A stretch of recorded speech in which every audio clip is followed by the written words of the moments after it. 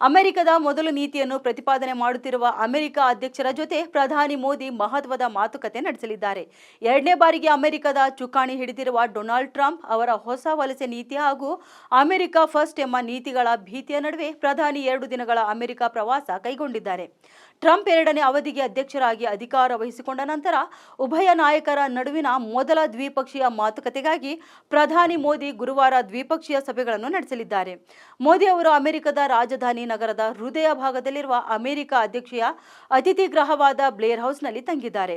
Trump ಅವರ ಸುಂಕ ನೀತಿ ಈಗಾಗಲೇ ವಿಶ್ವವನ್ನೇ ತಲ್ಲಣಗೊಳಿಸಿದೆ. ಭಾರತದ ವಿರುದ್ಧ ವಾಷಿಂಗ್ಟನ್ನಿಂದ ಯಾವುದೇ ದಂಡನಾತ್ಮಕ ವ್ಯಾಪಾರ ಕ್ರಮವನ್ನು ತಡೆಗಟ್ಟುವುದು ಮೋದಿ ಅವರ ಪ್ರಮುಖ ಹಾಗೂ ಮೊದಲ ಆದ್ಯತೆಯಾಗಿದೆ.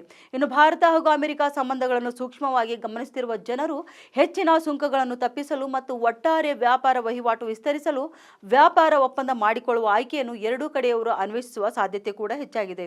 ಇನ್ನು ಈ ಸಭೆಯಲ್ಲಿ ಉಭಯ ನಾಯಕರು ವ್ಯಾಪಾರ, ಹೂಡಿಕೆ, ಇಂಧನ, ರಕ್ಷಣೆ, ತಂತ್ರಜ್ಞಾನ ಮತ್ತು ವಲಸೆ ಮುಂತಾದ ಕ್ಷೇತ್ರಗಳಲ್ಲಿ ಭಾರತ ಅಮೆರಿಕ ಸಹಕಾರವನ್ನು ಹೆಚ್ಚಿಸುವತ್ತ ಗಮನ ಹರಿಸುವ ಸಾಧ್ಯತೆಗಳಿವೆ ಎಂದು ತಿಳಿದು ಬಂದಿದೆ.